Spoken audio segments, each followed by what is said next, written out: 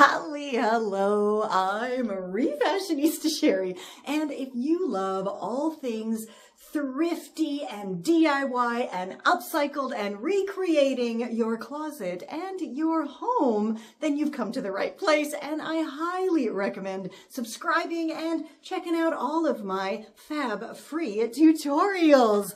Now, if you're already subscribed and have been following me for a little while, you will absolutely recognize these jeans that I upsized. But you know what? I'm just not really feeling them. I'm really not. So today we're going to refashion and make these jeans even cooler than they already are. So let's get making. For this hopefully a quick and easy project, all you need are your jeans. And as I said in the beginning, I am refashioning a refashion today. So if you missed this original upsizing tutorial, I shall link that original video down below for you. But we need some awesome fabric to transform these into bell bottoms. So let's go check in my fabric stash. So I know that I have the most perfect patchwork fabric in here somewhere, and of course there it is right there. So let's go put this all together now. So believe it or not, I actually made this years ago because I needed a little throw over cover for my small extra sofa bed futon that I have, and so I just put this together, and then I added an old bed sheet to the back, and I put elastics around all of the corners so it would fit nicely over my little mini sofa bed. And yeah, that now lives in my kiddo's room, and she doesn't like this cover for it, so I'm now going to use this to create my awesome patchwork bell bottoms. So because I had already upsized these jeans and they still fit me, I just want to make them into cool patchwork bell bottoms now. So the bottom is clearly going to be a lot wider than the top, but I still need to have enough fabric up here to keep them upsized for my body. So I'm just going to quickly measure here, and it's about 4 centimeters. So I think I'll do 5 or 6 centimeters up at the top of my insert fabric, just to make sure I have enough seam allowance and they're still going to fit me. Okay, so clearly the very first thing I have to do is remove these inserts, and I don't really want to faff about unpicking all these seams and then the denim's going to fray and everything. So I'm just going to simply chop them out and then add another centimeter to the top of my patchwork inserts, because I think I'm going to be chopping off about a centimeter worth of the denim here. So now that my previous inserts are all chopped out, I can go ahead and create my giant triangle inserts to put into these jeans to make them into bell bottoms. I just had a thought though, you may be working with jeans that you haven't previously upsized. So if that's the case, you can simply go ahead and chop out those side seams so you're not wasting time trying to unpick everything. And if you would like to check out all of my other trouser and jean and pants upsizing tutorials, I shall link that playlist down below for you. So as you can see, I already went ahead and chopped out a couple of fairly even large triangles from my awesome patchwork fabric, and I did make them a little bit wider at the top because, you know, I am using them for upsizing those jeans still, and definitely a lot wider on the bottom. So now I'm just going to go even these up, and I have to sew these back together because I still want to keep the front and the back here. I do think it's important to have the lining because I don't want this against my skin. Plus it gives it a little bit more structure. So I'm going to go do that, and then we're going to put them on the jeans. So I now have my front piece and my back piece all nicely stitched together. And when I flip it right side out, we have something that looks like this.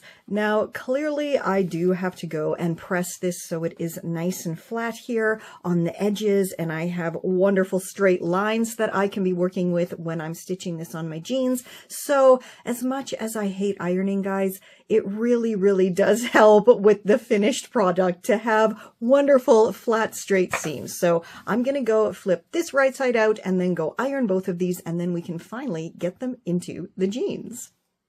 And you see what I mean? My edges here are all nice and crisp and flat, and everything is just very nicely ironed. So now we can go put these in the jeans and finish off what I hope will be a pair of amazingly awesome bell bottoms. Okay, so I have my jeans laid out flat, and if you recall, they have been chopped from the waistband all the way through the side seam and through that bottom hem as well. And now I'm just going to grab one of my groovy bell bottom panels here, and I'm going to line it up with the right sides facing, and I'm going to start with the back. I just always like starting with the back because it's a lot easier, because in the front you got to kind of faff around here with the pockets. In the back it's just easy. Okay, so I'm going to line up with the top of the waistband here, my lovely clean edge that has been pressed, of course, and then I'm just going to stitch all the way down. As always, don't forget to have those right sides facing, right? I mean, sometimes I do, and then you got to unpick the whole thing, and it's just a nightmare. So always make sure you got your right sides facing. Okay, I'm going to go stitch this together, and we're going to come back and see what it looks like. Alrighty, it is all stitched on from the waistband all the way down to the bottom hem, and look at that. Look at how perfect that looks. I am too excited to go finish stitching this on. And of course, I'm going to have to finish off the bottom. So here is a quick little tip just before I go finish this off. I always like to leave extra fabric here. Like you can see, this is extra long. And then I do not stitch all the way to the bottom of the bottom hem here, because I like to be able to fold this in and then match it perfectly up with the bottom hem and then stitch it all together. I have to go and now match up the right sides here with the front and go stitch that down, and then repeat the whole process with the other side of these jeans. So my jeans are now totally done, and instead of simply hemming up the raw edges on the bottom hems, I grabbed a strip of my patchwork and I bound up the hems, and I think it looks so cool. So now it is finally time to try these on and style them up.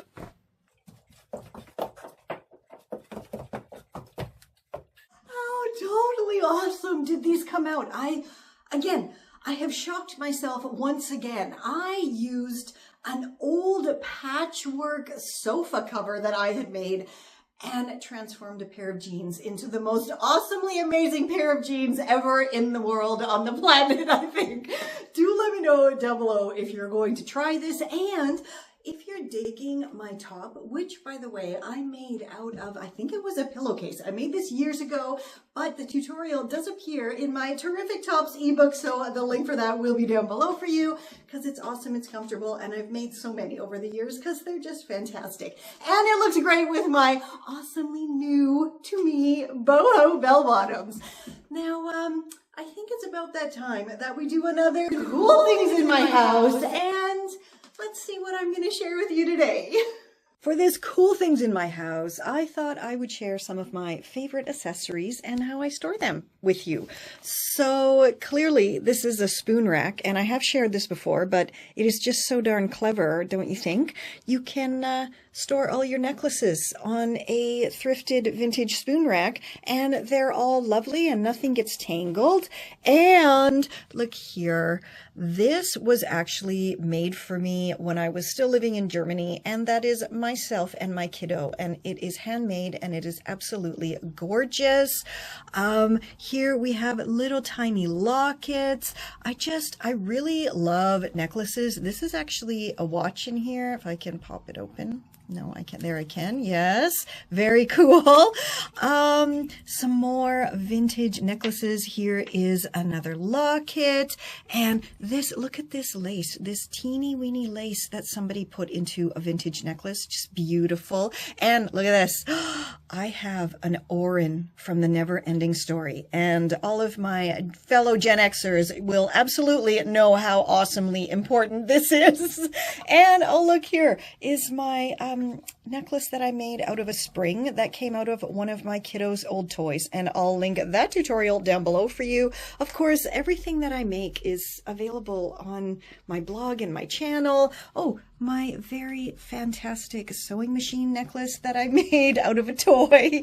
And over here, we have a bunch of cuffs and bracelets and earrings are hanging on here and rings. And of course, I made this lovely stand years ago and it internationally moved with me. So of course, that'll be linked down below. I like to store my funky bracelets and everything in cool bowls, and I have 2 of these wonderful handmade bowls that I actually traded a fellow artisan for. I made her some clothes and she made me these beautiful bowls. And here is all of my very cool upcycled hems and my attempts at crocheting. This is as far as I can get, is making these rather cool bracelets here. And look, there is the other bowl, and it has my very cool vintage brooches and pins. And of course, Princess Leia is in there.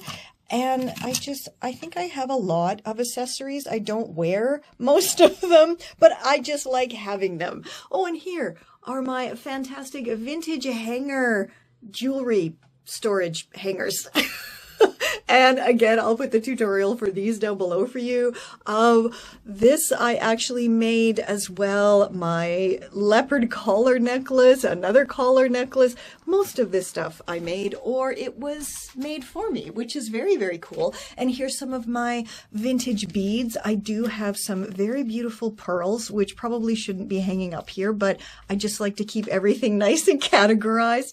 My vintage bangles and handmade bangles, and some more of my groovy hems and scrappy jewelry makes here.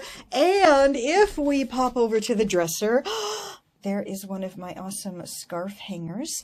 And of course, a selection of vintage scarves. I do wear a lot of vintage scarves. I really do. And what is this? A plate with some earrings, more earrings, more earrings. Oh, my favorite rings to wear. These rings, whoops. These actually are like fidget rings. So like this one spins. This is the one I actually wore when I won the Battle of the Generations game show. So I'm not saying it helped me, but it definitely made me less nervous. So that's great. There's some more funky rings and some more earrings here. Bracelets. And in here, some pins. You know, it is too peoply outside. It genuinely is. And earring backs. Nothing in this one, I don't think. And yeah, nothing in this one. I just really like collecting little storage boxes and stuff. These ones actually have my nail polishes in them, so that is helpful. And over here, of course, my awesomely amazing upcycled DIY earring and pin holder, and a lot of my upcycled DIY earrings live here as well. I hope you enjoyed that, cool things in my house. And as always, let me know if you want me to do more cool things in my house, more troll time, or just loads of both, because that's what I'm here for, right? Also, let me know as well the kind of things that you want to see me refashion. I mean, we're now in the seasonal change here, so if there is anything in your wardrobe that you're not sure if you want to keep it, if you want to refashion it, let me know down below. And if I already have a tutorial, I'll share it with you. And if not, I shall create one just for you. And as always, check out my Refashioning 101 e-course and get 50% off with the code REFASHION50. And until next time, stay safe, stay well, and I'll catch ya on the zigzag. These are, woo, wow.